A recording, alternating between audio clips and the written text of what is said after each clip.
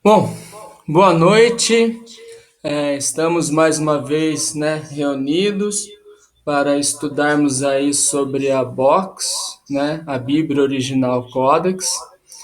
E hoje vamos estar vendo aí os capítulos 11 e 12 do Evangelho de Marcos, né? E antes da gente começar a ver aí, né, os capítulos 11 e 12, vamos estar cantando.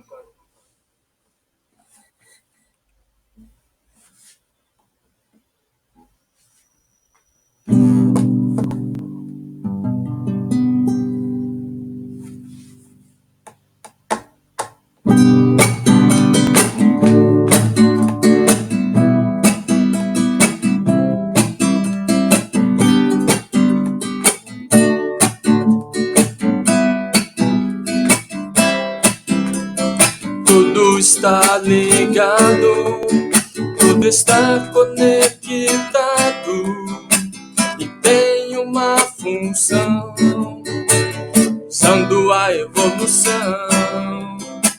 O grande programador, o dono da criação. O físico aponta pro metafísico. Somos seus receptores para executar nossa missão. A sabedoria, a Sofia, é a energia dentro de nós. Estamos em evolução até atingirmos a perfeição.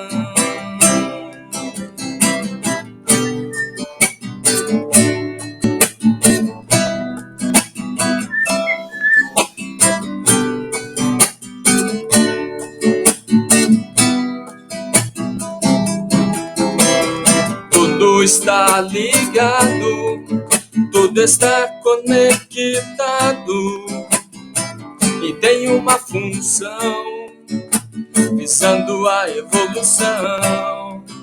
O grande programador, o dono da criação.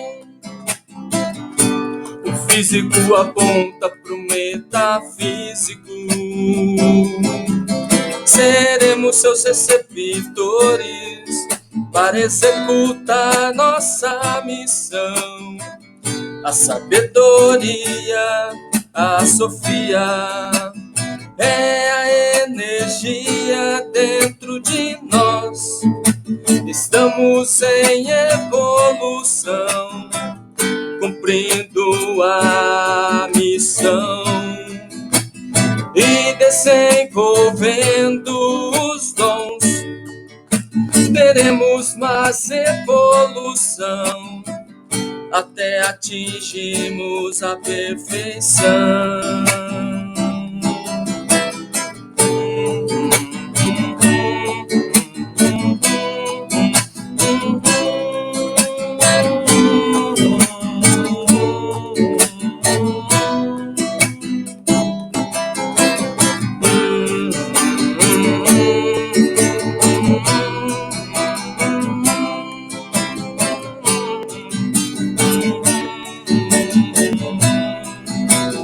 É a energia dentro de nós. Estamos em evolução. A sabedoria, a Sofia.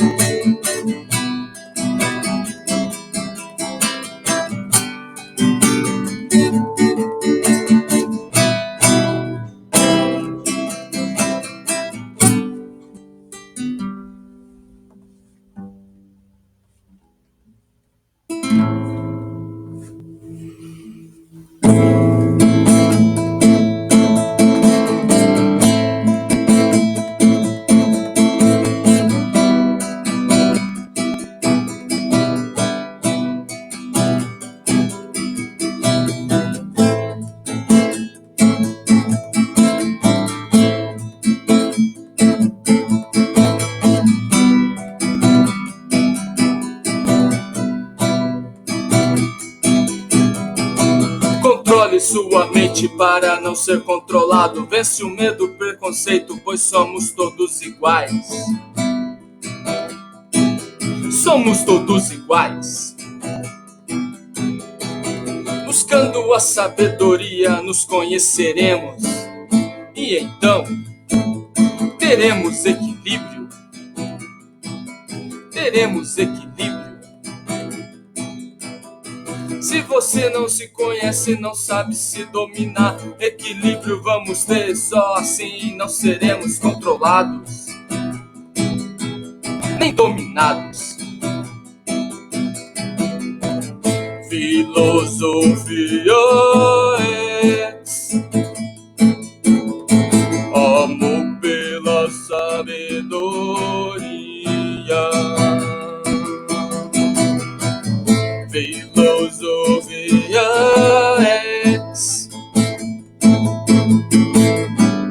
verdade e coerência. Sai dela, povo meu, nosso mestre diz assim: sai do caminho largo, mude a sua direção. Mude a sua direção. Deixe o ego, tome a cruz, nosso mestre diz também: ame o seu próximo, se dedique a fazer o bem. A fazer o bem. Filosofia amor pela sabedoria.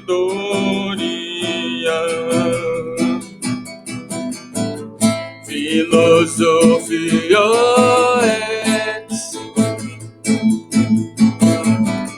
verdade e coerência. Filosofia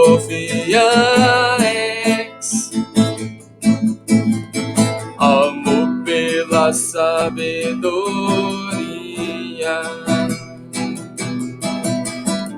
Filosofia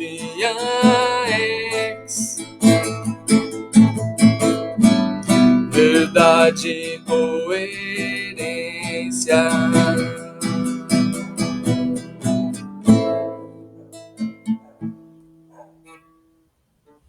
Ok. Não tô gostando desse eco, não.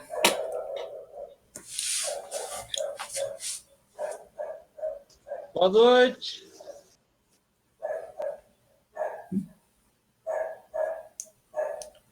Boa noite, Henrique. Gente. Boa noite, Henrique. Vamos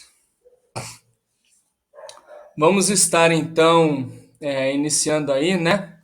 Boa noite, Henrique. Vamos estar iniciando aí, né, o compartilhamento dos capítulos 11 e 12, né? Bom, tanto no capítulo 11 quanto no capítulo 12, praticamente a gente vai ver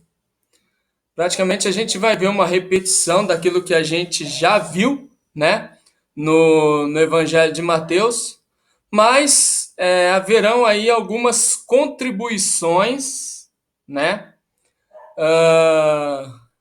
de João Marcos registrando as memórias de Pedro, né? E apesar de eu não ter visto, né, no vídeo grau, o professor fazer menção, né, de uma situação, nesse caso específico, tá? Desse vídeo grau 164, né, referente aí aos capítulos 11 e 12. Eu vou fazer, né, compartilhar, né, algo que o professor fala no começo do Evangelho de Marcos. Mas é no capítulo 11, não, 11 não. É no início do capítulo 12 que a gente tem aí, né, vamos dizer, a prova cabal de que o autor, na verdade, desse evangelho é Pedro, né? Marcos apenas registra aquilo que Pedro está compartilhando com ele, né? Bom, vamos ver aí o porquê, né, das narrativas entre Mateus, Marcos e Lucas, principalmente, serem divergentes, né? Como o professor dá alguns exemplos, né, sobre Mateus fala que eram dois endemoniados em Gadara, Marcos fala que era um só, aí tem situação que Mateus fala de uma forma, Marcos fala de outra. A gente vai ver a questão aí da figueira, né, que secou, porque Jesus foi procurar fruto e não encontrou. Mateus fala que isso aconteceu meio que de imediato, vamos dizer assim, né? Marcos vai falar que os discípulos se atentaram para essa questão apenas no dia seguinte, né? Que a figueira tinha secado e tal. Então, acontecem algumas divergências, mas apesar de isso ser usado, né, para comprovar as adulterações, né, a gente vai ver que o que acontece é justamente o contrário, né? Aí eu assim, me chamou a atenção, né, uma situação durante o decorrer aí do capítulo 11, e eu quis colocar aí como título, né, como tópico, a questão aí das evidências de um sábio equilibrado, né? Isso, na verdade, não tem nada a ver com o conteúdo, né, do capítulo 11, mas, de certo modo, tá aí dentro do contexto, né? Recomendação de Jesus para atingir a linha imaginária metafísica, né? Além de desejarmos, né, é necessário que aconteça algo a mais para atingirmos aí essa linha imaginária metafísica. E quem são aqueles que de fato rejeitaram a pedra angular? Que na verdade sabemos, né? Mas eu penso que para muitos isso é uma incógnita, né? Porque quando eu digo muitos, são aqueles que não se reconhecem, né, como aqueles que rejeitaram a pedra angular, vamos dizer assim, né? E aí fica procurando saber quem são, se é aqueles que estão no mundo, se é aqueles que estão desviados dos caminhos, né? Enfim, vamos iniciar então aí a abordagem do capítulo 11, primeiramente. Então, né, Yohanan Moshe, Marcos, capítulo 11. Aí, ó, no capítulo 11, vamos ter a entrada triunfal, né, de Jesus em Jerusalém. A questão da figueira sem fruto, como eu já fiz menção aí, né? A purificação do templo, o poder da fé e a autoridade de Jesus barra o batismo de João, né? A questão do poder da fé deveria estar junto com a figueira sem fruto, né? Mas justamente tá separado pelo fato de Marcos narrar que só foram se atentar, né, para a questão da figueira seca no dia seguinte, né? Não vamos ler, né, versículo por versículo do capítulo 11. Vou apenas compartilhar, né, aquilo que me chamou a atenção. Aliás, Quase tudo me chamou atenção e quase nada tem a ver com assim, os versículos propriamente ditos, né, do capítulo 11, por ser repetição de Mateus, né? Então, como eu disse, né, primeiro tópico aí, né, as diferenças ou divergências, né, das versões da mesma história só confirmam ainda mais evidências da veracidade dos fatos, né? E, e aqui eu até fiz uma observação que eu vou compartilhar com vocês, não tá no slide. Eu optei por não colocar para não ficar muito extenso, mas eu vou ler aqui e, e aí depois a gente pode estar aí conversando, né, a respeito dessas observações. Então, primeiro, o Evangelho de Mateus, ele foi direcionado, né, a um público-alvo específico, né? E Mateus foi alguém que andou com Jesus. Então, Mateus é considerado testemunho ocular, né? Já o caso de João Marcos, por exemplo, né, que escreve o Evangelho de Marcos, também escreve direcionado a um outro público-alvo, né, que a gente vai falar daqui a pouco. E no caso de João Marcos, não se trata de uma testemunha ocular, né? Porque ele vai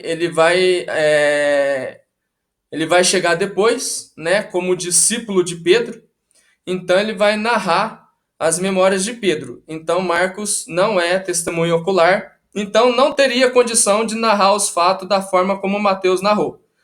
E entendemos aí que o Evangelho de Mateus acaba sendo, vamos dizer assim, o mais abrangente, justamente pelo fato de Mateus ter sido testemunho ocular, né? E também pelo fato de que o público-alvo, né, de Mateus, na ocasião lá, era o público-alvo principal, né? Aí depois a gente tem Lucas, que também não foi uma testemunha ocular, né? Mas ele foi, de certo modo, instruído, né? E a gente vê que ele correu atrás, né, de procurar saber como as coisas aconteceram, na ordem que aconteceram, tal. E Lucas, ele aparece na história como um dos companheiros, né? Segundo o professor, ele também era parente, né, de Paulo. Então, Lucas também não é testemunho ocular, então não teria como fazer uma narrativa similar à de Mateus, né, nos detalhes, vamos dizer assim, né? E aí, por fim, a gente tem João, que apesar de também ter sido testemunha ocular, né, porque como Mateus, João andou com Jesus e João ainda foi mais próximo de Jesus do que Mateus, né? Porque ao passo que Mateus, no momento da crucificação, fugiu com os demais discípulos, João permaneceu aos pés da cruz, né? E Pedro permaneceu de longe, né? Observando ali o momento da crucificação. Agora, João, a gente vê que vai diferenciar bastante dos outros três. Eu diria que por se tratar de um público-alvo mais assim, como que eu posso dizer? Eu diria que mais abrangente, né? Enquanto que Mateus vai tratar com um público-alvo mais importante na época, João vai tratar com um público-alvo mais abrangente, né? Bom, então, por essa razão, né, é plausível que haja muitas diferenças, né, nas narrativas, por realmente, primeiro, né, haverem pontos de vistas diferentes, né, pelo fato de uns terem sido testemunhas oculares, outros não, né, então isso só contribui para que o registro seja verdadeiro, né. A história central é a mesma, nas 4 versões, Mateus, Marcos, Lucas e João. É absolutamente natural, numa investigação, as versões serem parecidas, diferindo apenas nos detalhes, né? Mentira seria, né? Mentira mesmo seria se as 4 versões fossem iguais. Então teríamos uma manipulação combinada, né? Bom, aqui agora a gente vai ver a parte da figueira, né? E aí o professor vai falar a respeito de um adendo aí, né? De, de Pedro e João Marcos, que não foi mencionado em Mateus, né? Então, o adendo é sobre as falas de Jesus aos discípulos, que ficaram admirados, né? Pela secagem da figueira, né?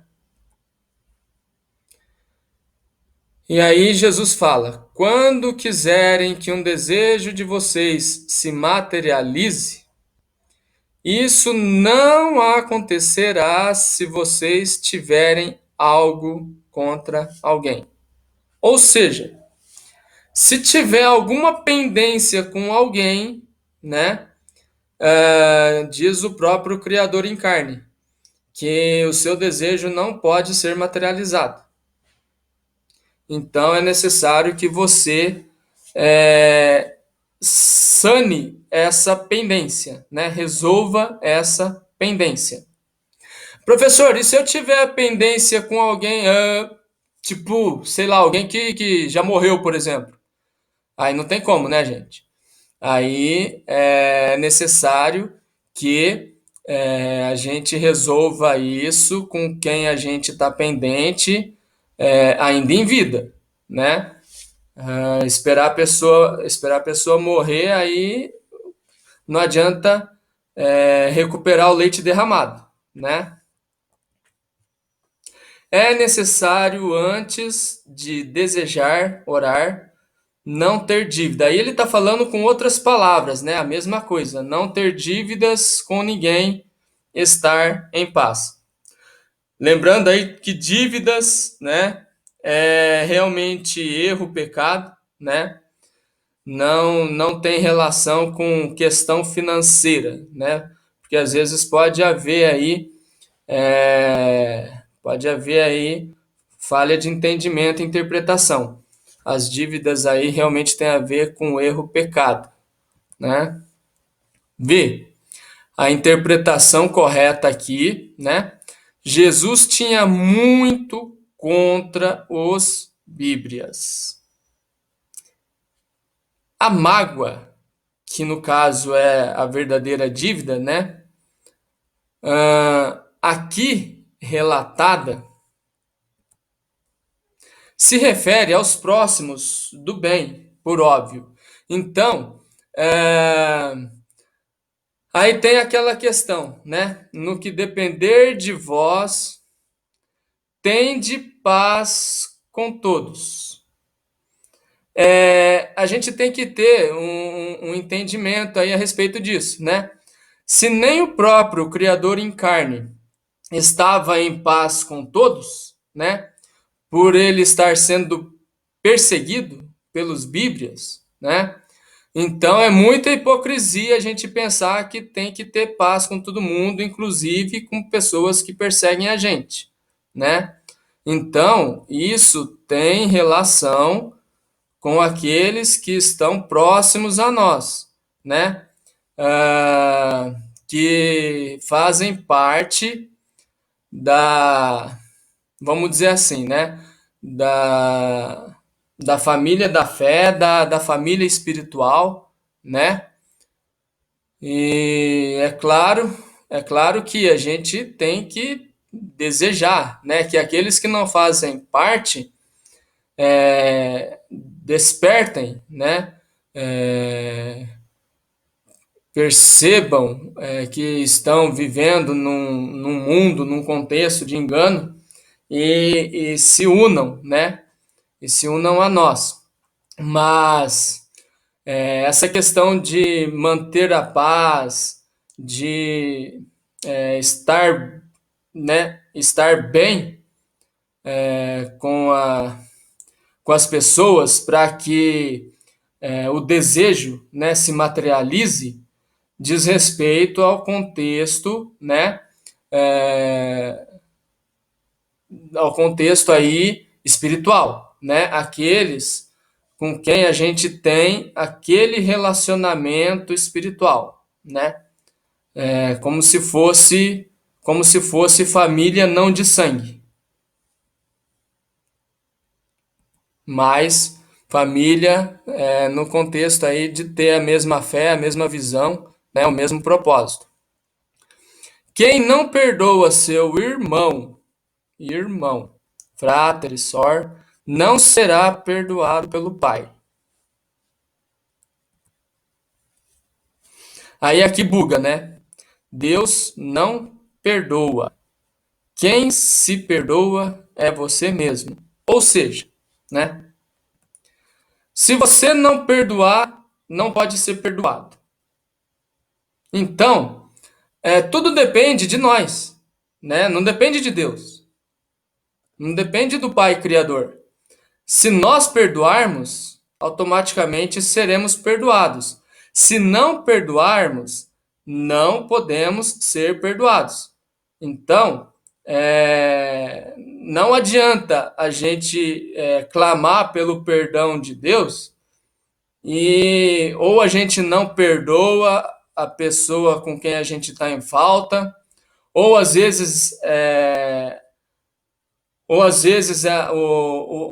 o perdão tem que, assim, tipo, temos que perdoar a nós mesmos e ficamos, né, nos punindo, né, remoendo o passado, rehologramando em vida, né? Então, não devemos ficar na expectativa de que Deus perdoe. Nós devemos perdoar, né?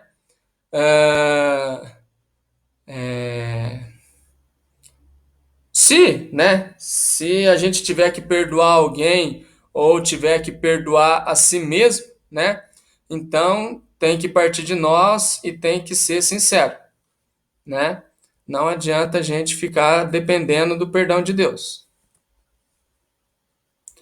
Então, vamos entrar aqui, né, no capítulo 12, mas antes de compartilhar, né, os slides que eu destaquei, eu poderia ficar só com os slides, mas tem algo que precisa ser revelado e eu vou dar a oportunidade, né, pro VI, vou dar a oportunidade pro nosso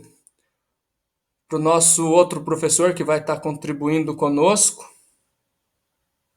Disse o nosso Supremo Mestre aos Bíblias e a todos presentes: vocês nunca leram na vossa Bíblia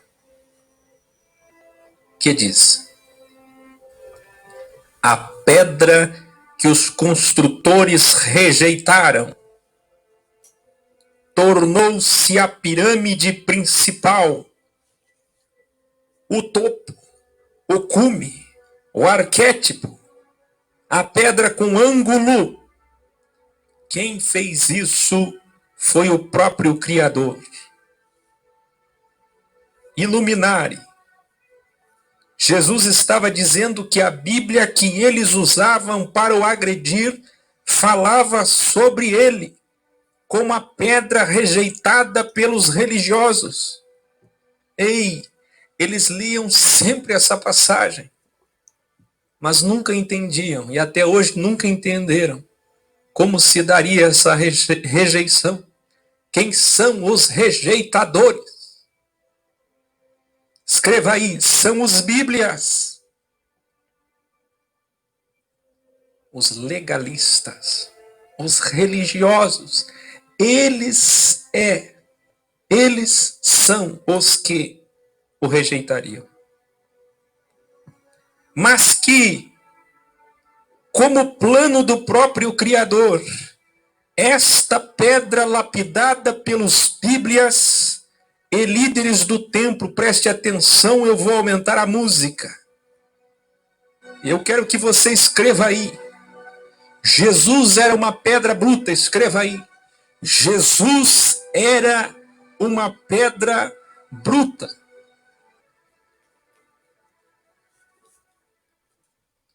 E quem é que o lapidou, o tornando o cume da pirâmide, o Dalat?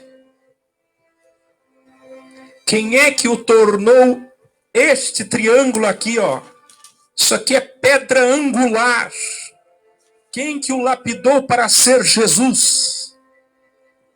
Quem que o lapidou para ser o cume, o alcantil, o arquétipo do corpo, cabeça do corpo, topo do edifício? 2 Pedro, 1 Pedro 2, 1 Coríntios 12. Quem é essa pedra que foi lapidada pelos homens? Jesus Cristo. E como ele foi lapidado? Como ele foi lapidado? Jesus era uma pedra bruta. E ele só se transformou num Dalat, num delta, quando ele foi humilhado, insultado. A pedra bruta foi lapidada pelos bíblias e líderes do templo. Cada chicote, cada insulto, cada prego em suas mãos e pés era a lapidação da pedra, a tornando angular, formando o vértice, tornando o arquétipo, o alcantil, o topo da pirâmide. A humilhação de Jesus foi a sua exaltação. Pedro, a pedra decano. Simão, teu nome é Pedro a partir de agora. Simão, o Pedro. A primeira pedra, a pedra mais antiga do edifício, que ele chamou para fora tirou para fora do cosmos, do crivo, separou, isto é, santificou este primeiro santo, primeiro escolhido chamado Pedro. Ainda era um educando soberbo, que não dominava o seu ego, mas ele passou a ser mais uma pedra angular para ter o seu encaixe no corpo de Cristo, que é como uma escada que sobe e desce. Quando ele sofreu, quando ele insultado, humilhado, perseguido e assassinado como mártir, foi pelas mãos dos mesmos religiosos. Agora digo a você, você é uma pedra bruta que precisa sofrer, ser insultado pelos bíblias, para que você seja um Dalat, para que você seja um delta, para que você tenha lugar no corpo. Uma pedra sem lapidar não consegue pertencer ao edifício, não consegue pertencer ao corpo. Alegrem-se quando falarem mal do Áquil, quando fizerem tudo contra mim. Sempre serão os bíblias, os habitantes de Tiro e Sidom, os habitantes da Samaria jamais vão falar do Áquil. Quem vai falar do Áquil são os bíblias. Alegre-se, porque eu preciso deles para ser lapidado. São eles que me colocam no topo da pirâmide. Alegre-se quando a tua família te enfrentar, te humilhar, te insultar, te desprezar, porque a dor, o sofrimento e a cruz que te lapida e que te faz ter um lugar no corpo. Alegre-se. A sua humilhação é a sua exaltação. Aprenda, quando te chamarem de herege, quando te perseguirem, é a sua promoção, é a sua elevação. Selá, o sábio, quando é insultado, sorri, porque sabe que o aumento da sua glória está acontecendo, e glória é luz, é evolução.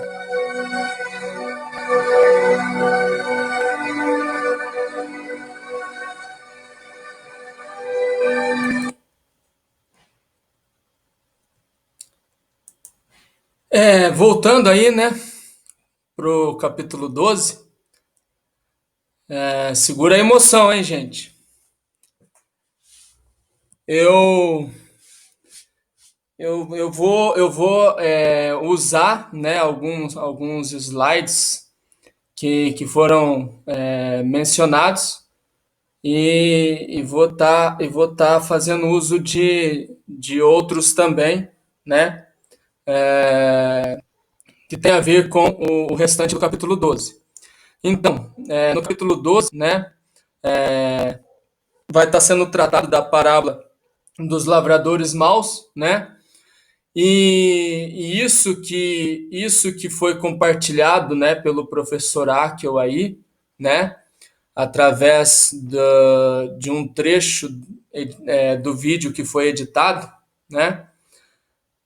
Isso que foi compartilhado é só Marcos, né, que contribui com essa fala, né, referente aí ao fato de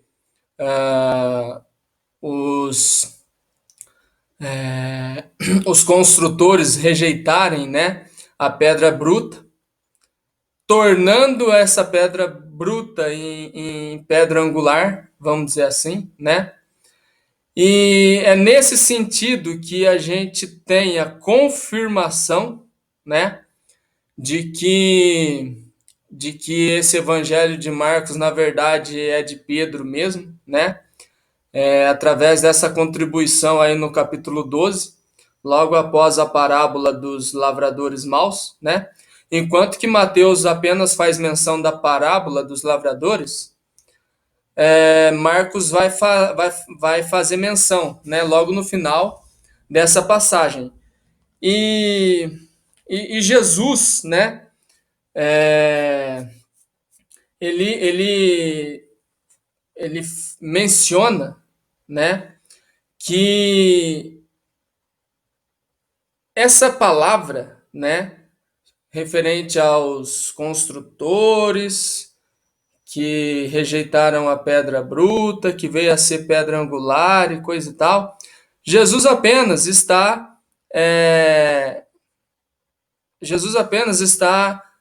fazendo uma referência, né, ao que está na primeira Bíblia, Antigo Testamento, no Salmo de número 118, no verso 22, né?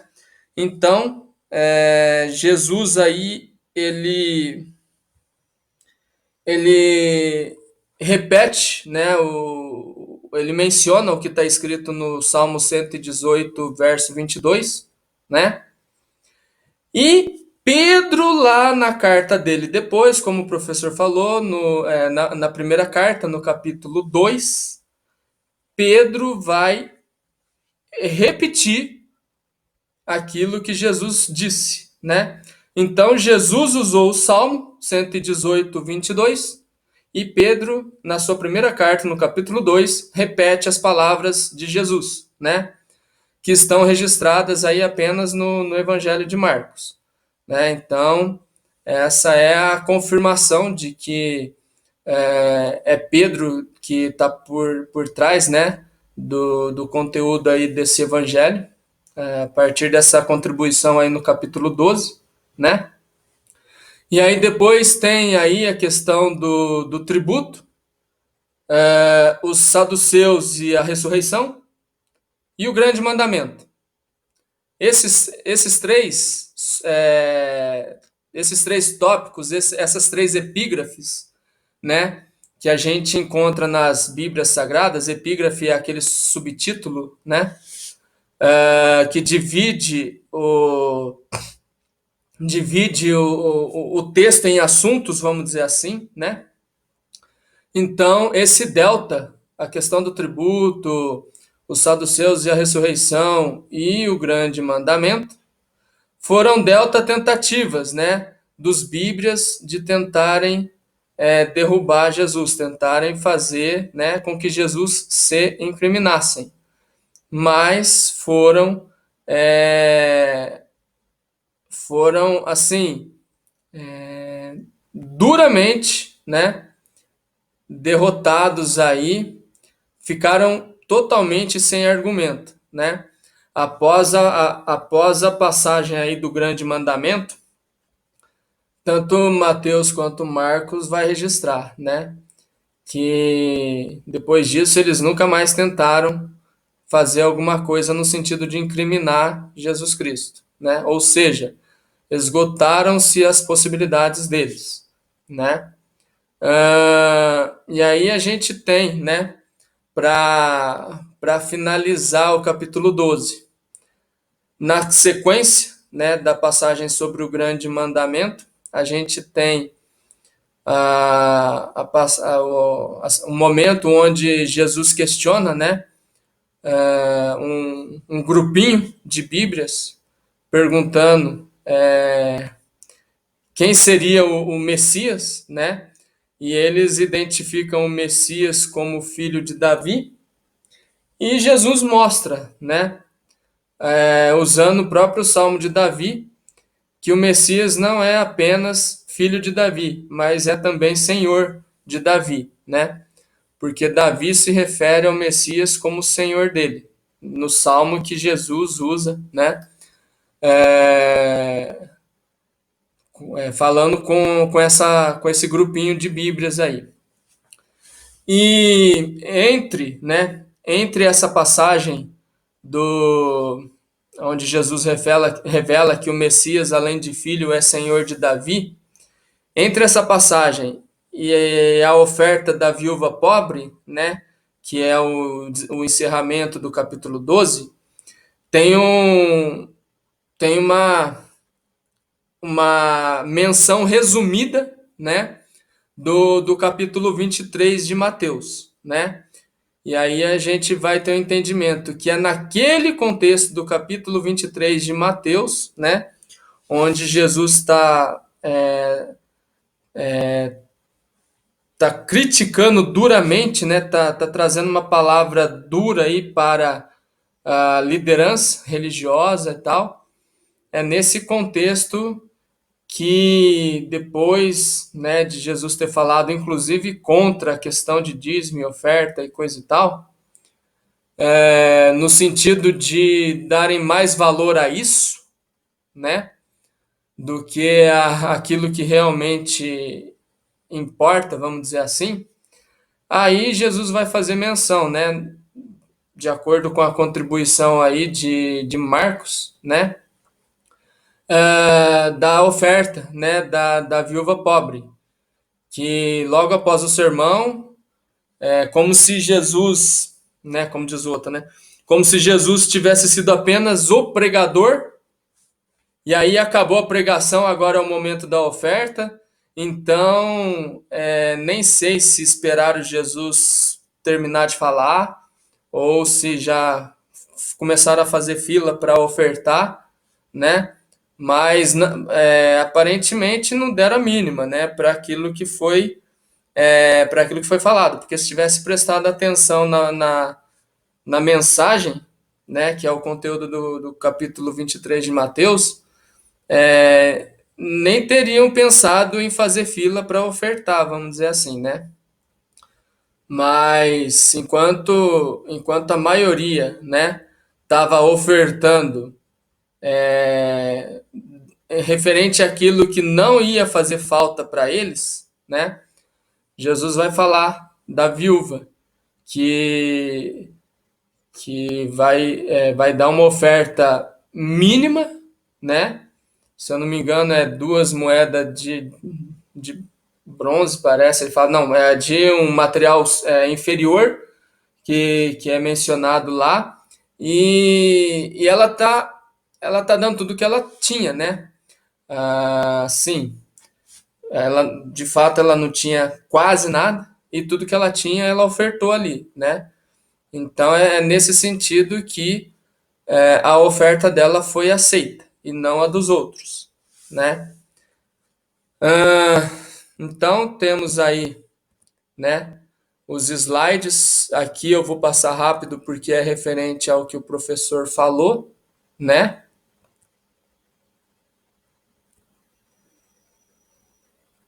Ele veio até aqui. O sábio, quando é insultado, sorri, porque sabe que é o aumento da sua glória.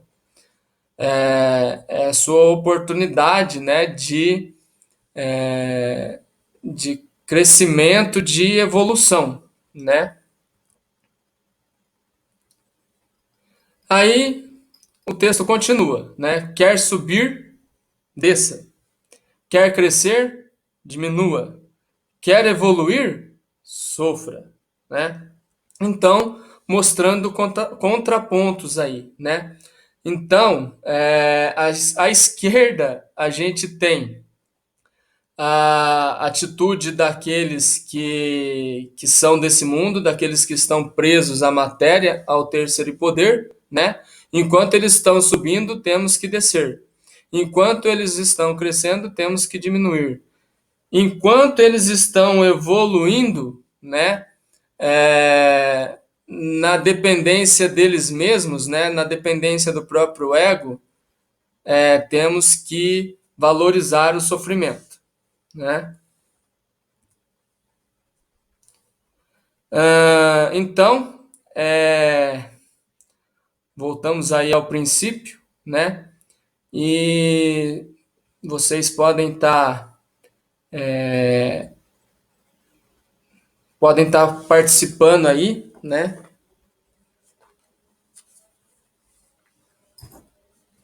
Altair, Sim?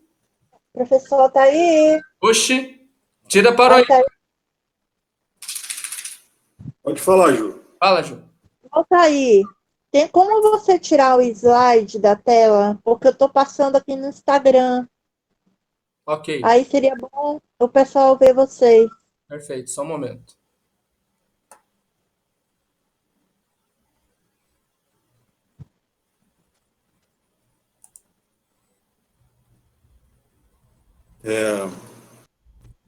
Boa noite a todos aí.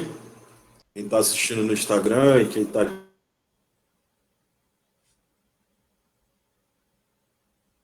Bruno, cortou.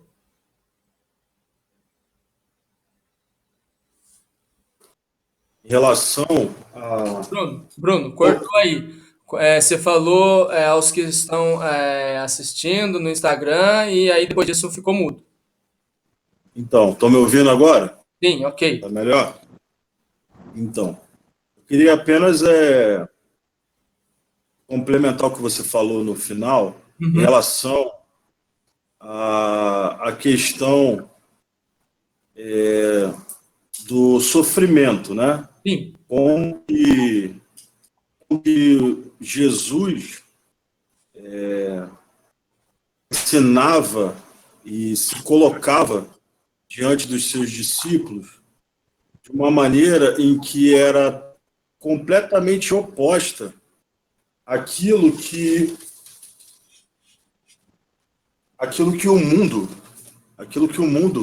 preconiza para a gente, né? Aquilo que o mundo diz que é certo a se buscar. Uhum. E quando você fala, no final, da questão do sofrimento, o que me vem assim à mente é que o sofrimento da qual Jesus está falando Sim. é aquele sofrimento em que ele vem até nós por conta de um posicionamento nosso em relação ao bem, ao amor, à verdade, e não aquele sofrimento ao qual a gente auto se impõe, né? Então, esse sofrimento, da qual a gente obtém glória, da qual a gente tem que se alegrar, é aquele sofrimento que, quando eu me posiciono, ou seja, quando eu realmente entendi a verdade, lancei essa verdade, exponho essa verdade, e eu sou martirizado por conta dessa verdade. Sim. Né? Então, o sofrimento da qual obtemos glória, obtemos a alegria de saber que estamos, assim como Jesus, caminhando nos passos dele, andando na mesma direção que ele, junto com ele, a gente começa a observar que a verdade, um mundo cheio de mentiras, a verdade, ela vai tentar ser calada de todas as formas. A gente vai ter que passar por esse sofrimento, né, por essa dor, por esse desconforto, que é esse desconforto, essa dor, esse sofrimento que vai gerar na gente um espírito forte, curioso, né, Sim. para saber que estamos exatamente caminhando para o caminho da santidade, para o caminho da perfeição e para o caminho de sermos como ele foi nesse mundo, né? Então, acho relevante ressaltar isso, e não só essa questão, eu queria falar um pouco também da questão da pedra angular, né? Sim. Ô, Bruno, deixa eu só complementar uma coisa que você falou agora, porque daí muda de assunto, pode ser rapidinho? Fale, meu anjo, pode falar. Esse segundo sofrimento que você falou, que a gente já comentou uma vez aqui, há uns 15 dias, até foi a Marilene que perguntou, eu acho, que é o sofrimento das escolhas erradas, da lei metafísica de você plantar, você vai colher. Se você plantar um pé de abacaxi, você vai colher abacaxi. Se você plantar um pé de moranguinho, você vai colher moranguinho. Então, assim, se eu fizer escolhas erradas, pela falta de sabedoria, eu vou ter essas consequências, essas colheitas. Esse é o sofrimento, que não é o sofrimento que Jesus estava falando, exatamente o que você falou agora. Pela verdade absoluta, e foi o que Cristo sofreu, foi o que Pedro, Paulo e todos os apóstolos morreram. Esse sim é o sofrimento que nos traz a glória, que nos traz o serex, nos traz o confronto com o sistema desse mundo material, né? São dois tipos de sofrimento. As pessoas confundem muito isso.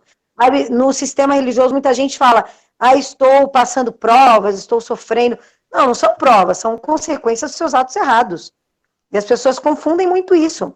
Exatamente. E isso é muito grave dentro do sistema. Isso é muito grave, gente. Porque as pessoas acham que estão indo por um caminho bom, porque estão passando sofrimento e provas, enfim, mas são sofrimentos e provas. No sistema, eles chamariam de pecado. Pecado naquele sentido, né? Místico. Para nós, é quando a gente faz mal para o próximo, e aí você vai ter as consequências. Exato. De que forma for. É só para complementar. Boa noite, Tarcísio. Perfeito, Sheila. Exatamente. E falando da questão da pedra angular, Sim. a gente também comentou, se eu não me engano, foi domingo ou sábado, sobre a questão de como que cada um se reconhece como sendo um tijolo dessa construção que está sendo feita para esse edifício que está sendo construído para a eternidade. E como que cada um é colocado nesse edifício como uma pedra que suporta a outros, né, que vão suportar a outros e vão manter cada um na sua posição correta para que esse edifício possa crescer e que a gente possa ser uma construção única, né, una, para chegarmos até o reino. Né? E isso nos mostra como a metáfora criador, né, como que até ele encarnado, até ele nesse mundo material, mesmo ele sendo 5% Deus e 50% homem, foi todo o sofrimento, né, que ele viveu, todo o sofrimento que ele teve, que gerou um espírito perfeito aqui nesse mundo material. Então, foi o sofrimento dele, foi as situações de confronto com o sistema religioso, que ele não se desviou, que foram gerando a evolução final para poder cumprir a sua missão final. Sim. Né? Então, cada situação de combate, cada situação de confronto, ela ia cada vez mais clara e tornando cada vez mais profunda a missão de chegar na cruz e cumprir aquilo que estava sendo planejado desde antes da fundação do mundo. Então, isso também fala para a gente e mostra para a gente que o Criador, ele deixou um exemplo prático de como devemos entender o nosso comportamento, entender a nossa realidade e buscarmos essa evolução cada vez mais. Então, apenas para linkar isso que eu falei, pedra angular, com a questão do sofrimento e com a questão do que a Sheila aqui acabou de complementar perfeitamente, é que não estamos aqui na busca do sofrimento ou da supervalorização do sofrimento. Não tem a ver com isso. O que estamos aqui ao passo que eu sei que eu estou no caminho da verdade, enquanto eu caminho na verdade e anuncio essa verdade, eu vou percebendo que vou sofrer ações contra isso, e essas ações que vêm contra mim, elas nada mais, nada menos são do que sinais da certeza de que estou no caminho certo. E assim como aconteceu com ele, sendo discípulos dele, do Criador, sendo discípulos de Jesus, a gente não pode esperar não ser outra coisa aquilo que ele também viveu em vida, em carne, que é nada mais, nada menos do que o confronto com esse mundo de mentira, com esse sistema de mentira. Tá? Então é isso aí. Perfeito, Bruno. Gente, eu não vou falar agora, tá?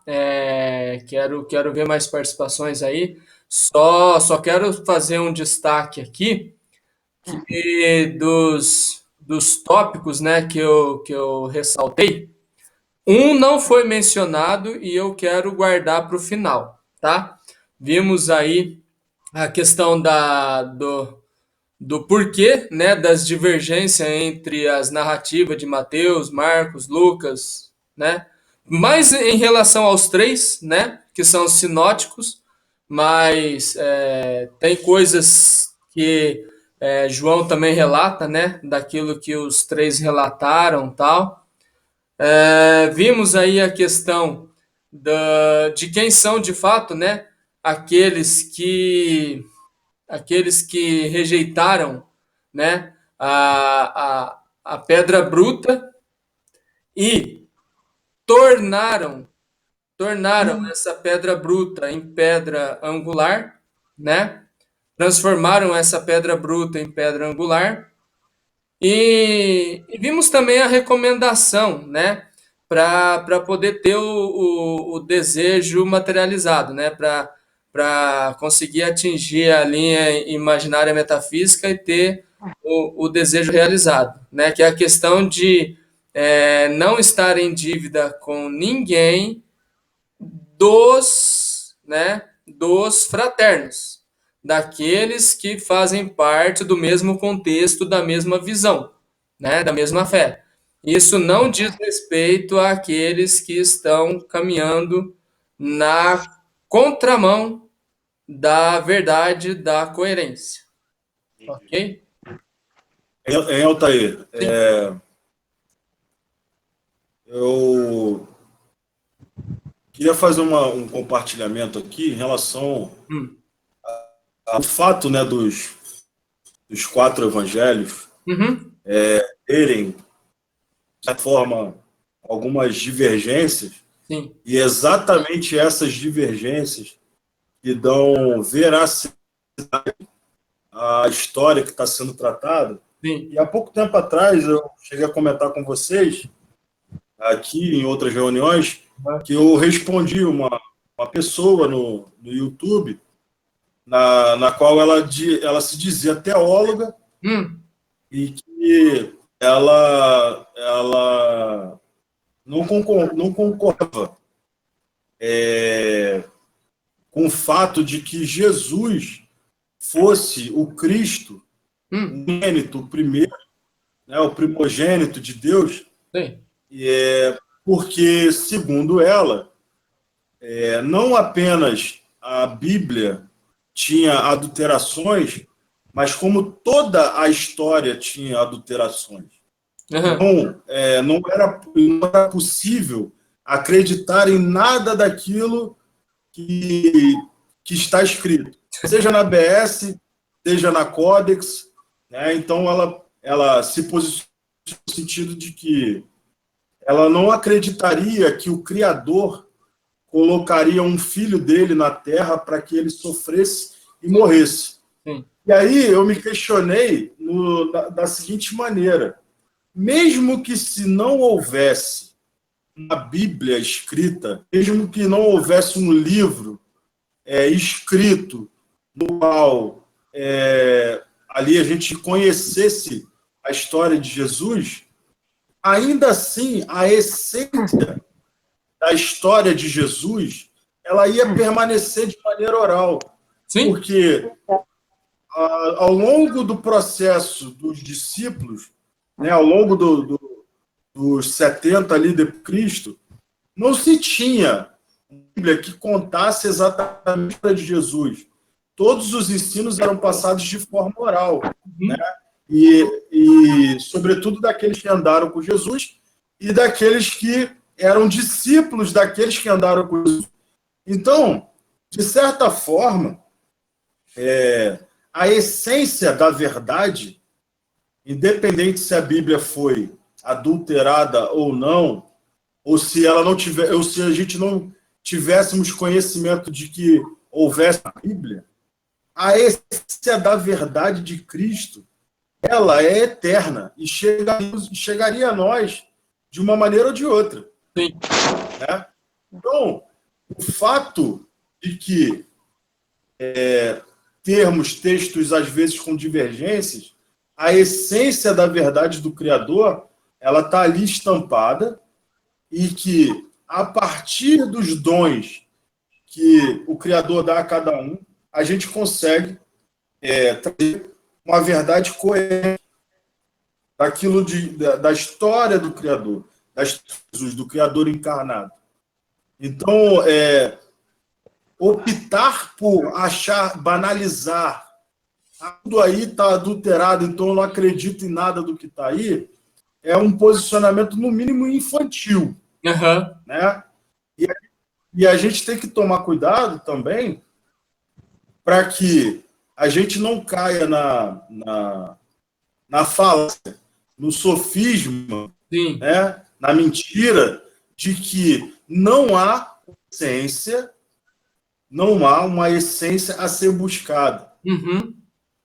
Ficar apenas na marginalidade daquilo que se aprende como verdade absoluta, ou seja, se houve adulteração, então eu não tenho que acreditar em nada daquilo que está dito, mas sim se colocar numa posição de investigador, se colocar numa posição escrutinador, para que você possa, a partir da essência daquilo que é essencial, você alcance a verdade plena sobre a história de Jesus. Eu queria comentar uma coisinha sobre o que o Bruno falou. Sim. Na verdade, não é sobre a essência, ele está certíssimo.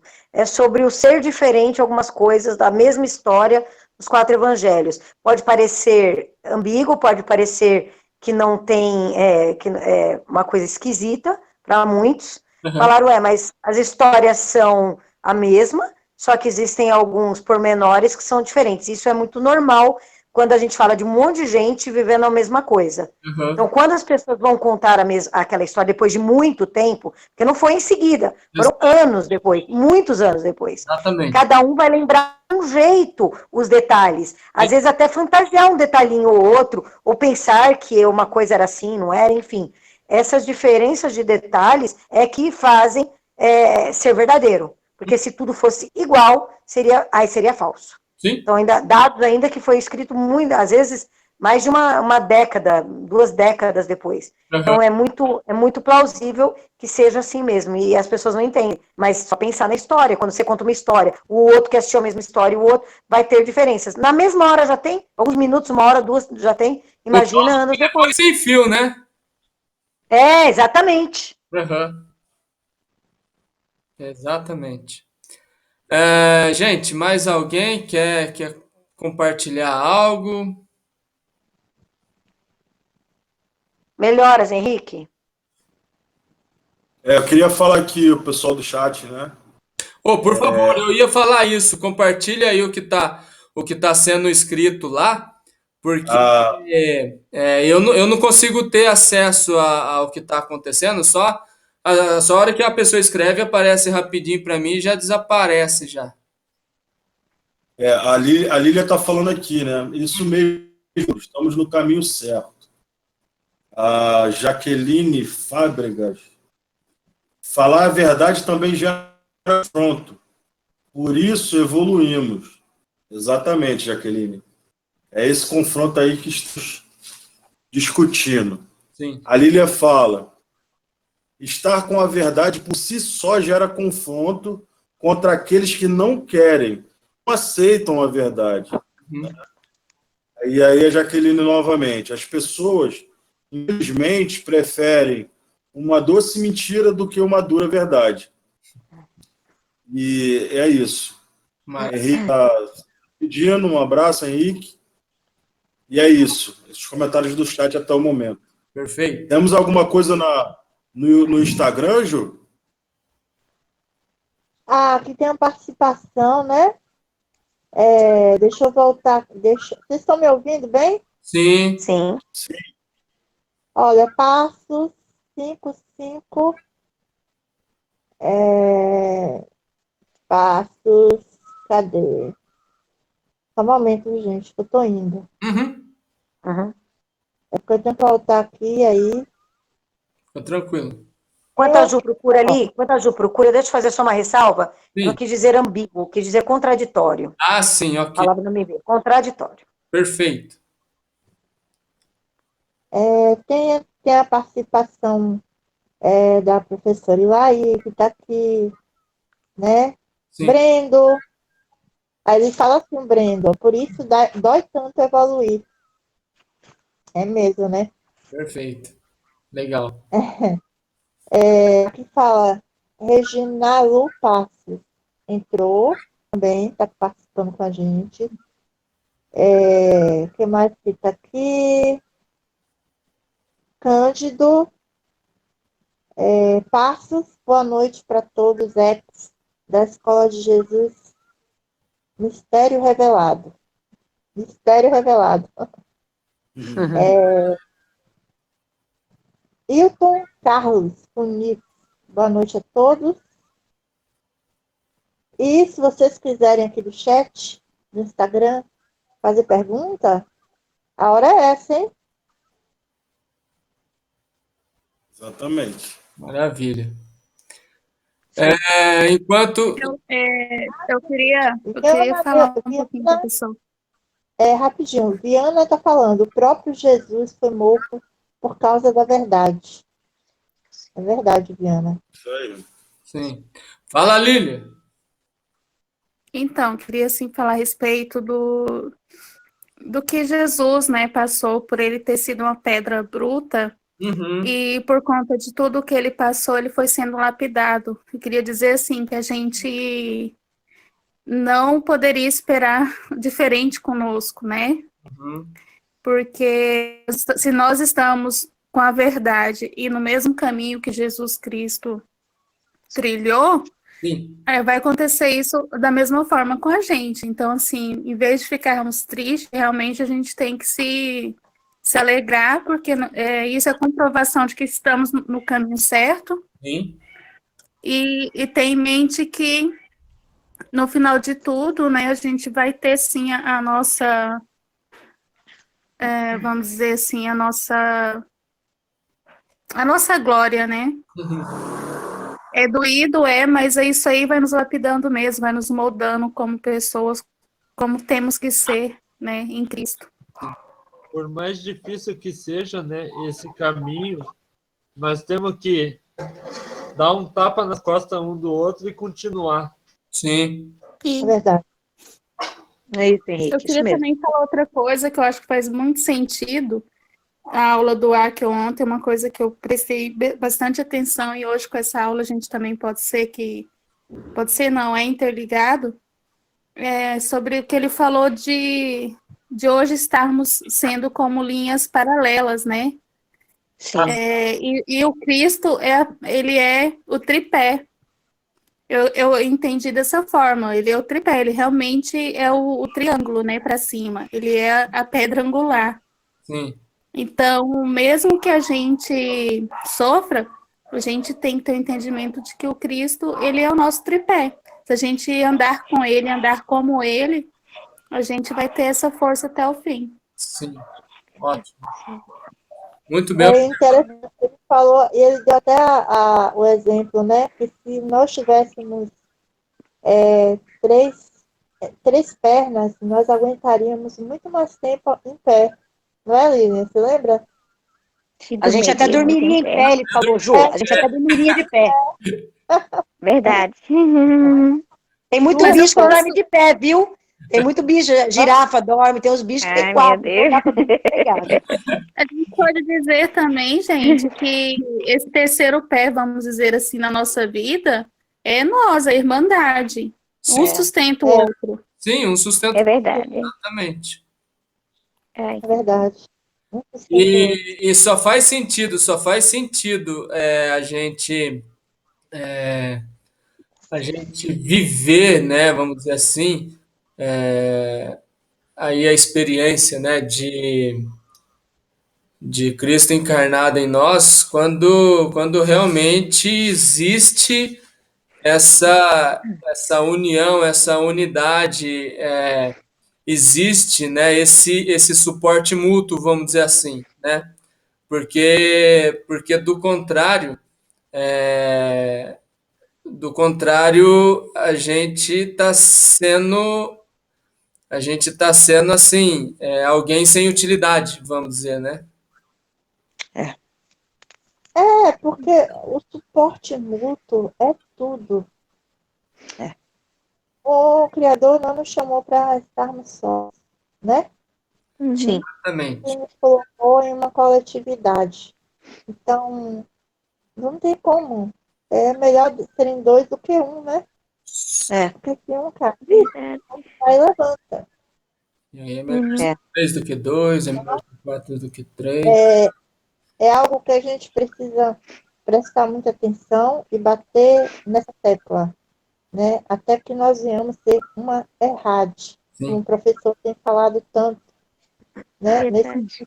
Nesses últimos dias, a gente precisa trabalhar pela errade plena, além das fronteiras, porque eu posso ter a minha comunhão com as pessoas da minha cidade, mas nós precisaremos ir além das fronteiras para que haja um corpo, uma família, né, extensa, Sim. onde eu me identifico com as pessoas que estão na minha cidade, mas eu também tenho a mesma comunhão com as pessoas que estão além das fronteiras. Precisamos criar uma preocupação com nossos irmãos. É isso que não quero dizer que falta no X, mas precisamos que até o Acre, que estava aqui no Rio Grande do Sul, ele dizia, vocês têm que se preocupar um com os outros. Amor fraternal. Tem uma só querendo falar, tá? E falar, talvez falar. Quando o corpo do corpo sofre, todos sofrem com ele, né? O que é que tá acontecendo, vovó? Fala, vovó. Eu sou agradecida a Deus por vocês, sabe? Porque eu não me sinto só depois que eu encontrei vocês, né? É verdade, é muito amor, assim. Vocês me suprem em tudo, porque eu sei que o Criador que está em mim está em vocês também. Sim. E para mim é muito bom, eu não me sinto sozinha, de maneira alguma, sabe? Vocês me completam, porque eu sei que nós estamos no corpo, né? E vocês estão assim, além da fronteira, né? Porque vocês me alcançaram também. Eu tô num estado distante de cada um de vocês, mas vocês me completam, vocês me preenchem, porque o Criador está em vocês, como está em mim também. E nós fazemos parte desse corpo. É muito bom, sabe? Muito bom. Não estou chorando de tristeza, mas de uma alegria, porque Deus levantou vocês, sabe? Para a gente estar juntos. E eu agradeço a Ele porque eu encontrei vocês. E eu não estou sozinha mais, sabe? E a mesma coisa que sempre busquei, vocês buscam também. Portanto, a gente se completa, não é? É aquela coisa, Desculpa. né? Não tem que pedir desculpa de nada, não. É aquela coisa. Estamos aqui, eu vou falar por mim, eu acredito que muita gente vai concordar comigo. Estamos aqui porque antes de estarmos aqui, levantamos um clamor, né? Eu estava em busca, de uma igreja da mesma forma que o professor Akel estava, né? Uma igreja que todos, todos, independente de raça, de credo, todos fizessem parte e tivessem a mesma visão, né? E um completasse o outro, porque para mim não fazia sentido nenhum a Bíblia, né, colocar a igreja, a noiva no singular, e a gente vê, né, tantas igrejas, né, tantas placas, denominações diferentes, vamos dizer assim, né,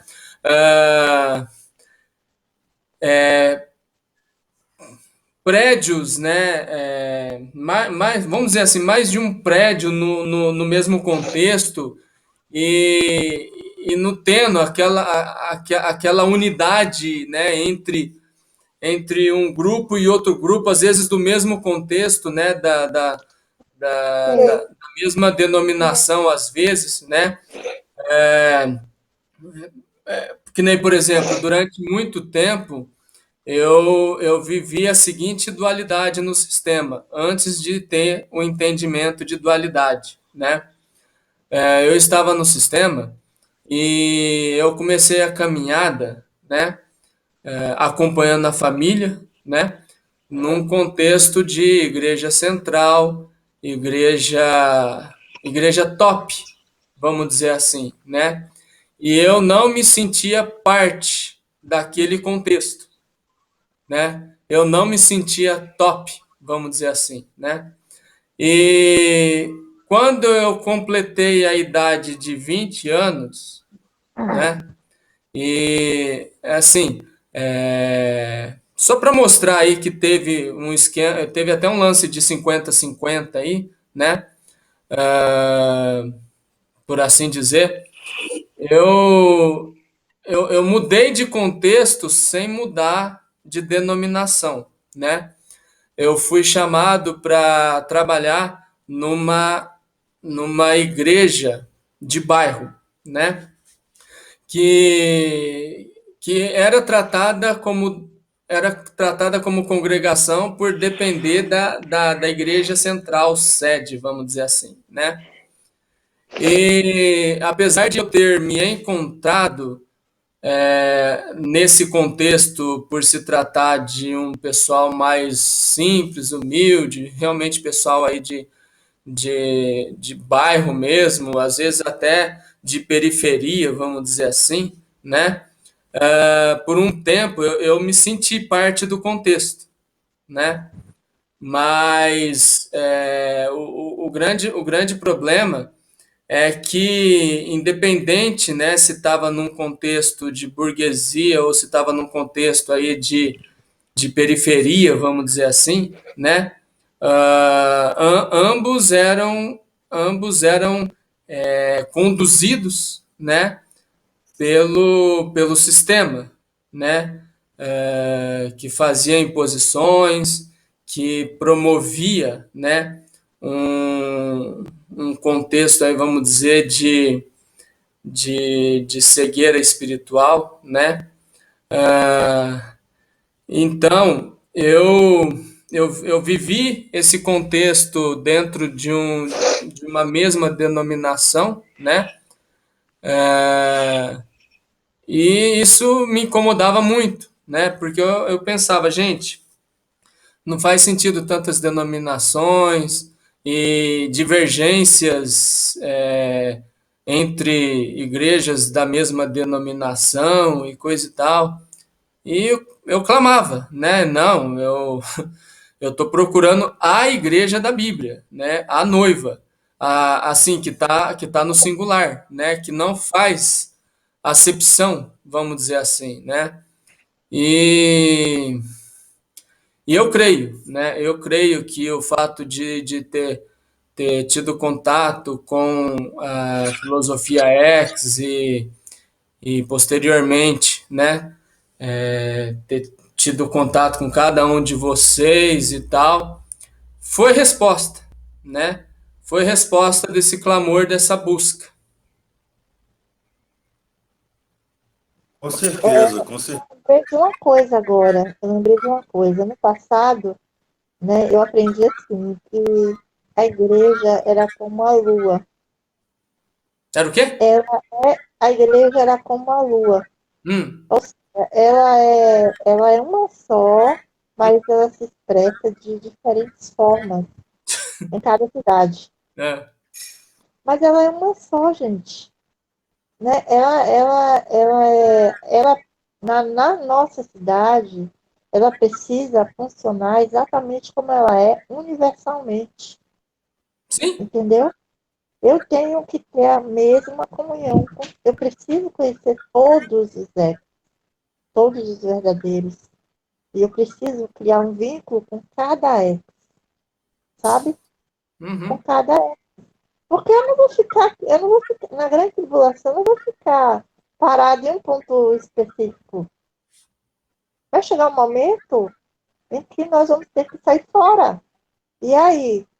Aí eu chego em Santa Catarina, tem a vovó lá, que eu nunca tive contato com ela. Como é que eu vou achar ela? Como é que eu vou? Como é que eu vou na casa dela? Mas hoje não. Eu sei que eu tenho uma casa em Santa Catarina, eu tenho outra casa Ju. lá em Campinas. Eu tenho uma casa em Caxias do Sul. Eu tenho uma casa no Rio de Tem Janeiro. mesmo, Zu. Cada um tem uma casa no estado aqui, uma cidade. Dá para fazer um tour no Brasil, hein, gente? Vai que dá, hein? Aí sim. Olha, ó, Renieri já tá falando aí, vai ficar lá para nós. É a Tati. É a Tati do Rio Grande do Sul, tchê. Ai, ai. Ó, tem um. Deixa eu rapidinho. Maia Mari. Maia Marile Helena. Que eu gostaria muito de poder ter seus vídeos em inglês. Meu namorado é muçulmano e gostaria que ele visse seus vídeos. Eu acredito, viu, Maia? Maia Marley. É um nome muito complicado. E em breve nós teremos, né, os vídeos em inglês do professor Afia. Vamos aguardar aí. Sim, quem ia falar agora? Mais contribuições aí?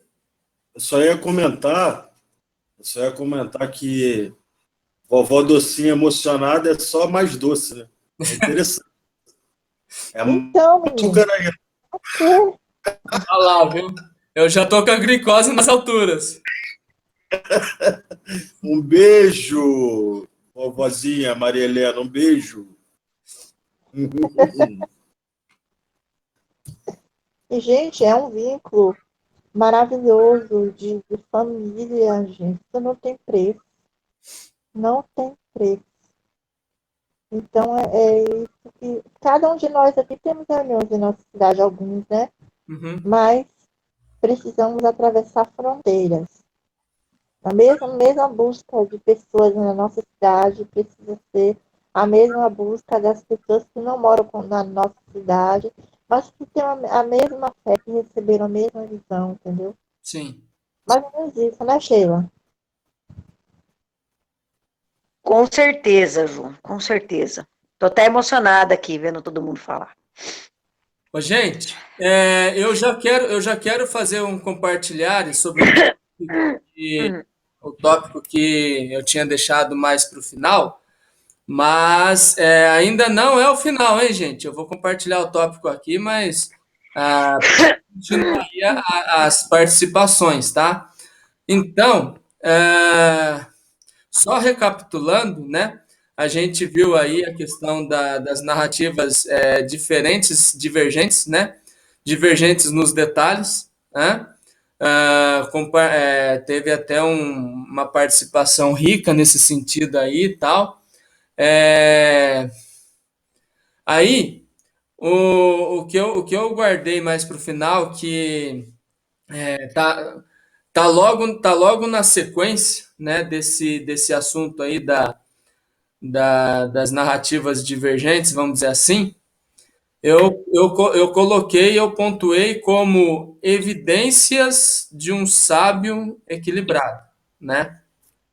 Então, após falar dessas divergências das narrativas e tal, o professor Akel vai dizer que ah, ele, ele identifica, né, em muitas assim passagens bíblicas, vamos dizer assim, tanto a questão de acréscimos quanto a questão de adulteração de sinônimos, né? É, principalmente, principalmente ressaltando, né, que isso está evidenciado em enciclopédias bíblicas e coisa e tal, né?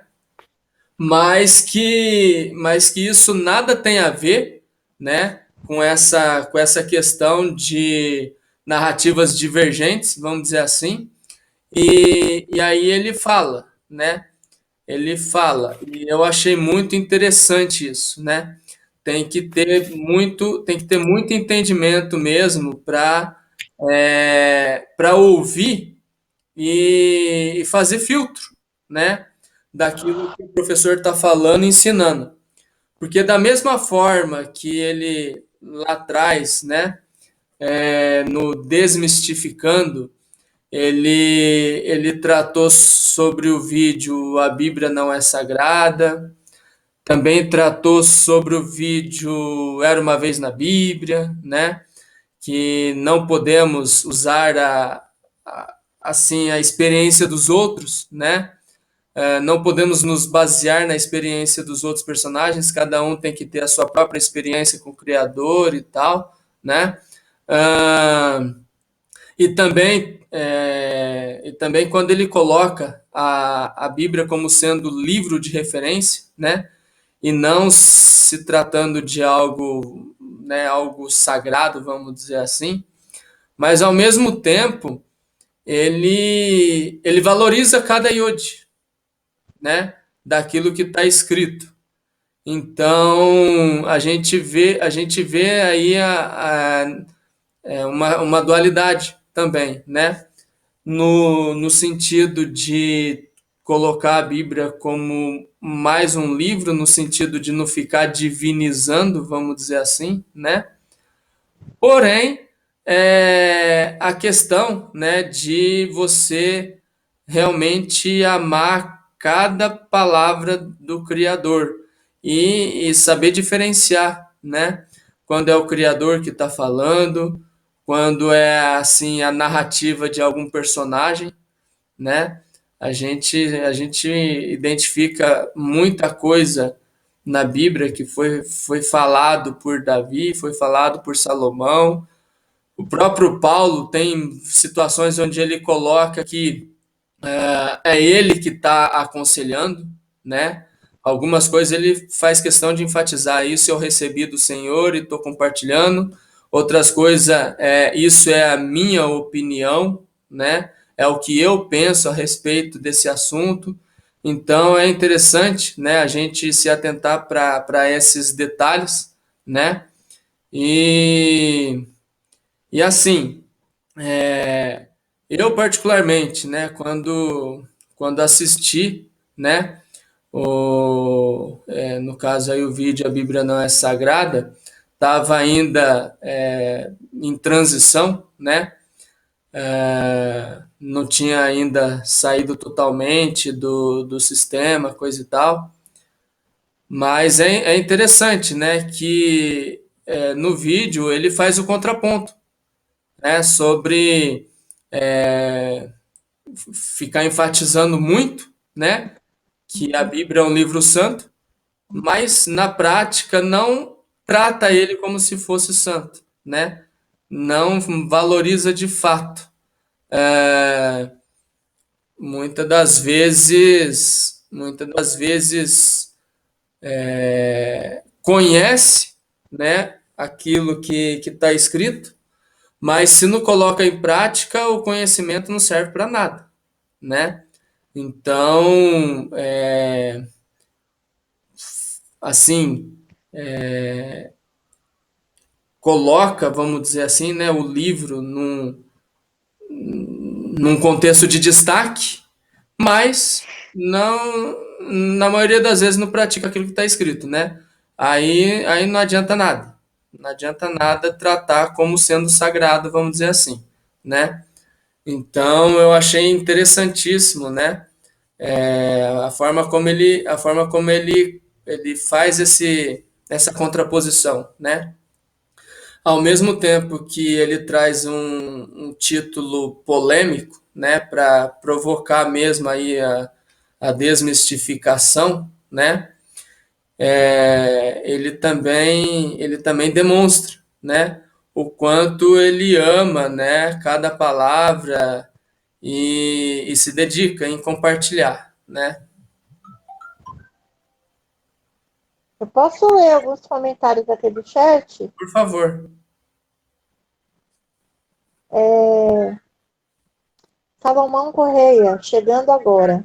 Boas trevas a todos. Gratidão sempre pela expansão da consciência.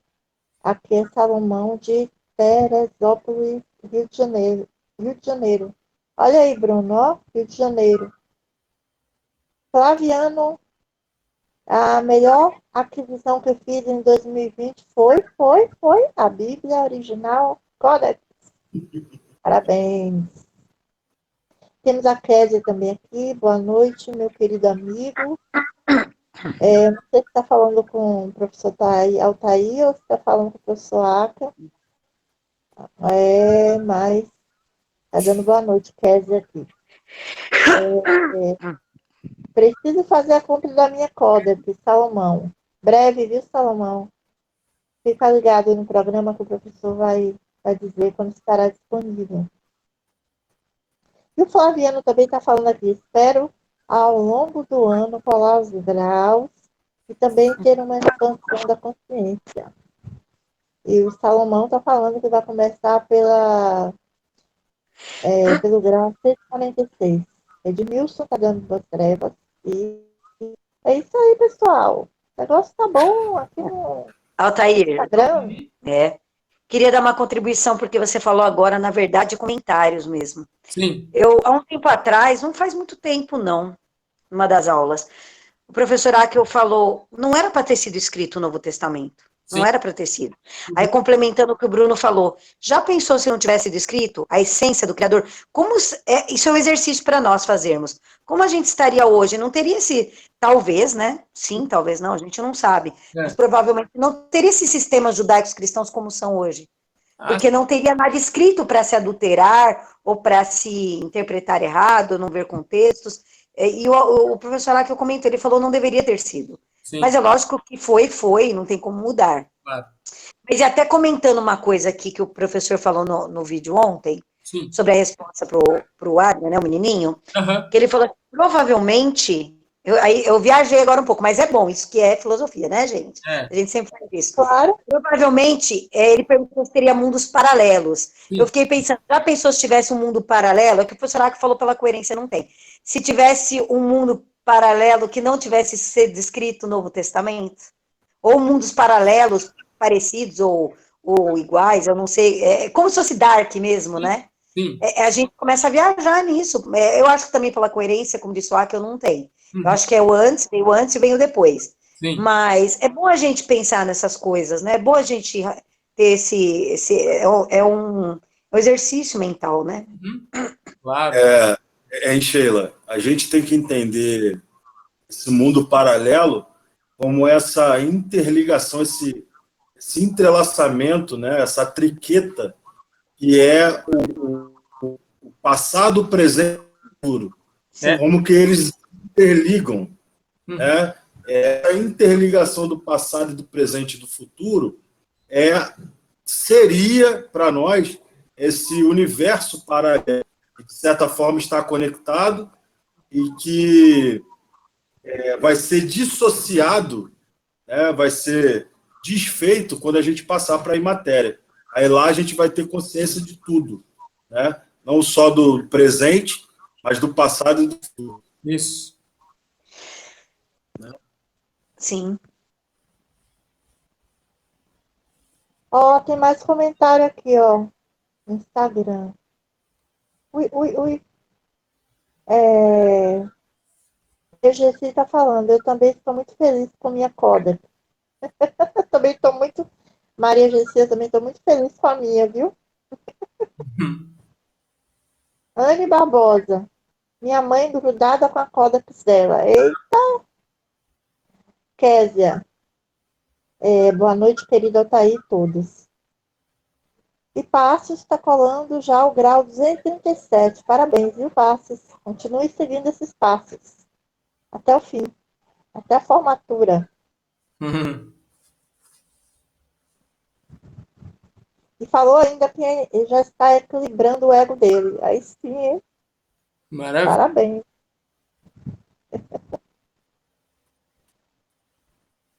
Legal, muito legal. Boa noite, Késia. Lembrando ao pessoal do Instagram que às 9h45 nós vamos para o YouTube, no canal Advogados Akel, né? Para a gente compartilhar mais um momento de evolução lá com a aula do nosso professor, porque a cada dia está melhor. Sim. Né? Melhor a cada dia. Exatamente. Gente, mais contribuições?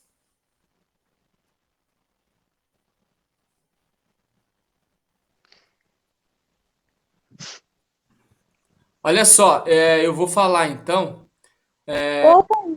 Altair. Sim. Quem sabe alguém aqui no Instagram não queira entrar um pouquinho ao vivo para conversar um pouquinho? Quem sabe é você. Verifica aí. Alguém aqui quer participar ao vivo um pouquinho? Dar um oi pra gente?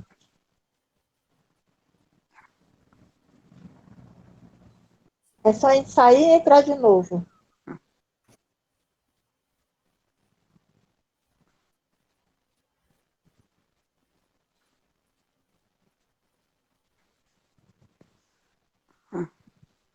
Bom, gente, enquanto a Ju vê se alguém entra ao vivo aí, Ju, se alguém entrar, você me avisa, tá? Eu paro o compartilhamento. Ó, tem alguém aqui, ó, Thaís. Pode falar. Tudo bem? Tá sem som, tá sem som.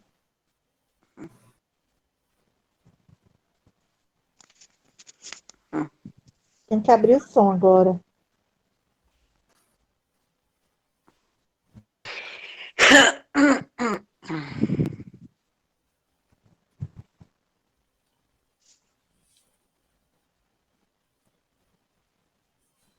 O Dó continua sem som. Bom, gente, a hora que ativar aí o som, aí vai ter a participação. Eu só queria ressaltar rapidinho aqui, né? Dentro daquilo que a gente ouviu do professor Akel, né? Do vídeo editado que eu compartilhei. Eu não sei vocês, né? Mas eu sei que alguns concordam, né, com o que eu vou falar aqui, que é o que eu penso, né? Que ainda estamos em clima de terceiro simpósio e assim, me chamou muito a atenção, né? O posicionamento do professor, né? E da mesma forma que ele coloca que tanto Jesus quanto Pedro foram Jesus, hein, gente? E é interessante como a gente tem entendimento, né, que foi Paulo que escreveu o livro, a carta aos Hebreus, então a gente vê também, né, lá em Hebreus, no capítulo 5, versos 8 e 9, né, que, que Jesus, ele foi uma pedra bruta, né, que foi lapidada.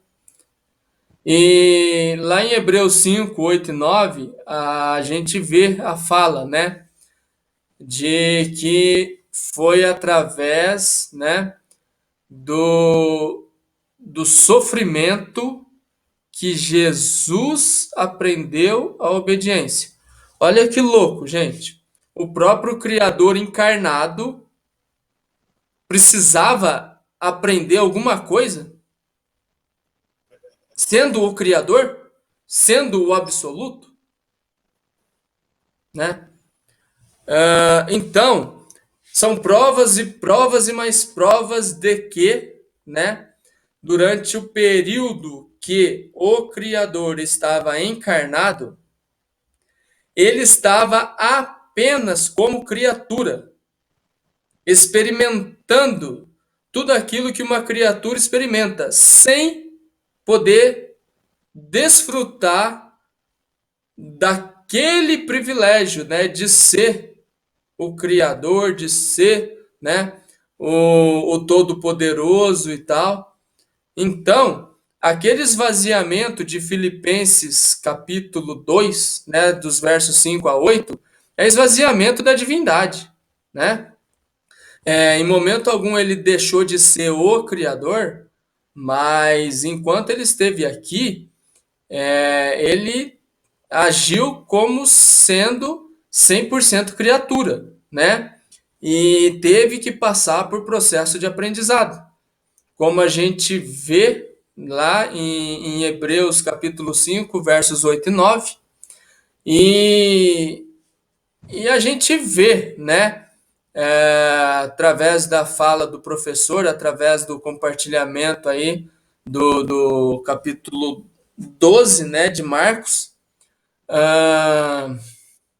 que Jesus, ele passou por processo de lapidação, né, para, inclusive nisso, ele ser exemplo, né, para, inclusive nisso, ele ser exemplo a ser seguido, né, e como eu mencionei, Jesus, ele faz menção do Salmo 118, 22, né? No Evangelho de Marcos, no capítulo 12. E depois Pedro vai fazer também menção, tanto do Salmo 118, quanto do próprio Jesus Cristo em Marcos 12. Só que aí ele vai fazer menção lá na primeira carta dele, né, no capítulo 2. Então, a gente vê, né, que Pedro, nesse sentido, ele foi ele foi a principal referência, né, ou a primeira referência, né, vamos por assim, a primeira referência, né, no sentido de que a gente tem que realmente desejar mesmo, né, esse tipo de sofrimento que promove a lapidação, vamos dizer assim, né? É claro que a gente vai ver depois que Paulo sofreu muito depois, né? Também esse processo aí de lapidação e não podemos fugir disso, né? Porque se a gente evitar isso, a gente está andando na contramão da verdade coerente.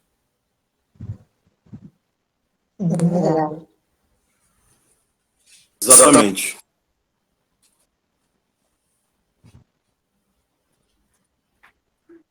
Engraçado que é o oposto, né? O professor tá aí. Deus se fez carne, homem, para passar uma experiência como ser humano, né? Sim, sim. E foi lapidado aqui na Terra como ser humano. Exatamente. E a gente somos criaturas do Criador, passando uma experiência como seres humanos para chegarmos a ser como Ele. Para termos. E assim, para mim, soa de uma beleza tão grande, porque realmente só prova que só vai poder ser deuses aqueles que realmente merecem, aqueles que realmente passar por toda essa lapidação aqui e forem aprovados. Porque o Criador, ele não pode deixar, né, vamos dizer, seres imperfeitos para serem deuses, para fazer os seus próprios mundos e suas próprias criaturas. Ia ser o caos generalizado, né? Sim. É por isso que não faz sentido ter um ser do mal, por exemplo, que faz oposição. Altair? Oi? Maria Gessi. Sim. Tá aqui ao vivo. Sim. Oi, Maria Gessi. Eita, tá sem som. O que é que tá acontecendo, meu Deus? Tá sem som. Ô, dó, meu Deus. Não tá. Ai, meu Deus, tá sem som. Deve ter algum problema no aplicativo, né? Provavelmente. Às vezes é questão de permissão também, né? Sei lá. Vou chamar uma pessoa para ajudar ela. Enquanto você busca aí, Ju. Anne falou que tá ouvindo. Ju, enquanto você busca aí alguém no Instagram? Não sei o que tá acontecendo. É porque eu tô no aplicativo. Não, mas não tem nada a ver não, que eu tô no aplicativo no outro celular. Ju. Ah, meu Deus. Oi. Deixa o Bruno falar. Bruno, fale. Não estamos ouvindo. Faz sinal para ela aí, Thaís, que ela tá te vendo que não tá ouvindo ela. Na verdade, eu queria contribuir no que a Lília acabou de falar, o pessoal tá aí também, que cai certinho com... Boa noite, Sheila. Que cai certinho com aquilo que a aula dessa semana do Acre, né? E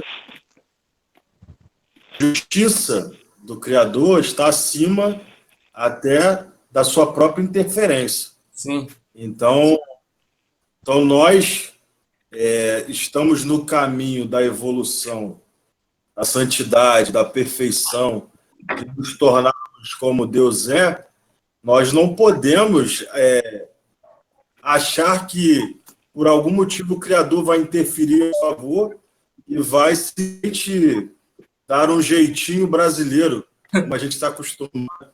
Dar um jeitinho brasileiro aqui para conseguir alcançar essa perfeição e essa santidade, ser como ele é, né? Perfeito. Então, de certa forma, aqui no...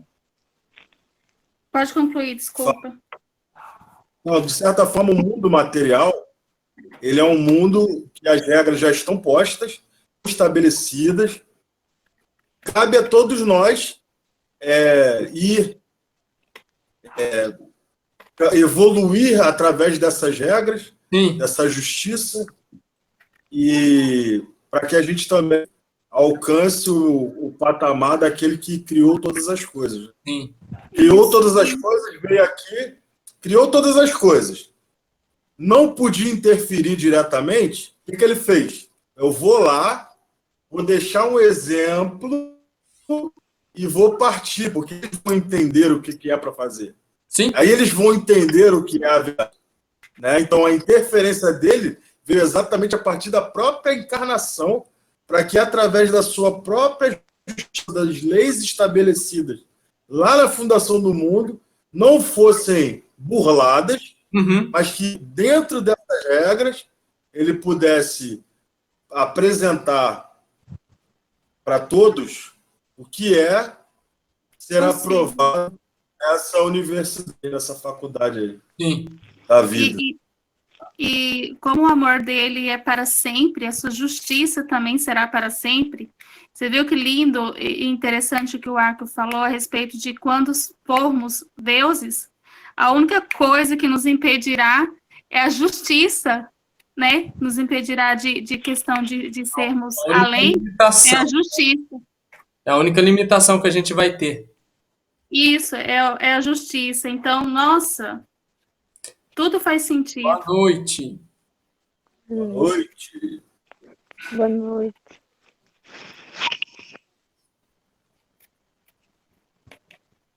Mais alguém, Ju?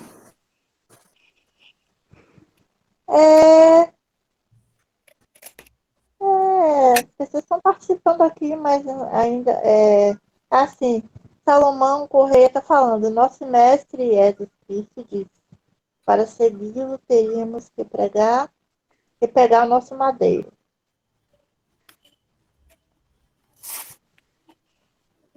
A Carminha está aqui também. Obrigada. Conceição também de Fortaleza, está com a gente.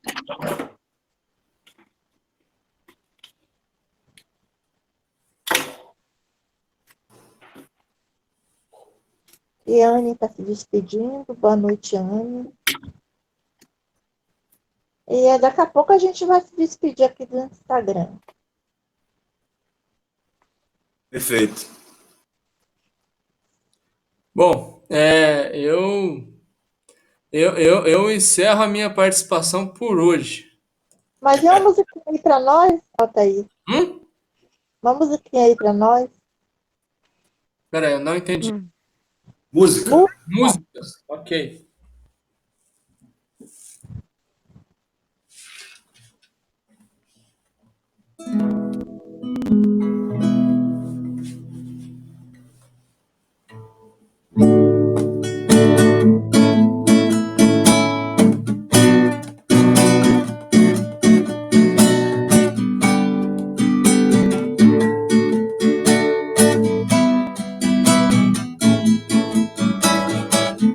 Mas vem a hora e já chegou em que os verdadeiros adoradores adorarão o Pai em espírito e em verdade. vem a hora e já chegou em que os verdadeiros adoradores adorarão o Pai em espírito e em verdade. Porque são estes que o Pai procura para seus adoradores. Deus é espírito e importa que os seus adoradores o adorem em espírito e em verdade.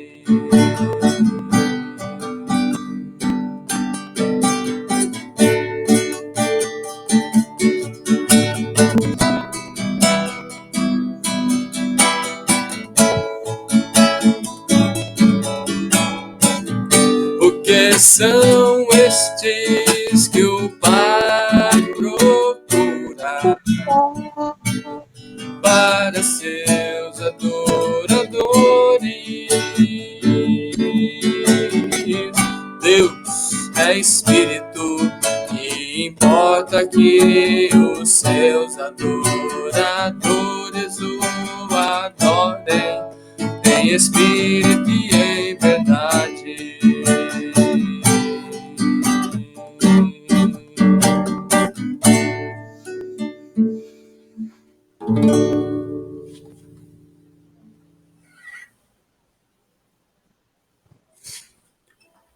Pessoal, vamos encerrar por hoje. Continuamos na sexta-feira. Sexta-feira vamos estar tratando assim, a pedido, né, de uma aluna de uma das escolas de Jesus, né, que tem participado aí conosco. Vamos estar tratando do assunto sobre as interferências do Criador, né? Então, eu vou estar compartilhando depois o link, os vídeos que vocês precisam estar assistindo, né, para contribuírem. E a gente se vê novamente na sexta-feira, até daqui a pouco para quem estará, né, na transmissão ao vivo, e até sexta-feira, com a continuação das nossas reuniões online interestaduais. Beijo na consciência de todos. Tchau, gente. Boa noite a todos. Beijo na Boa consciência. noite. Tchau. Boa noite. Boa noite. Boa noite. Boa noite.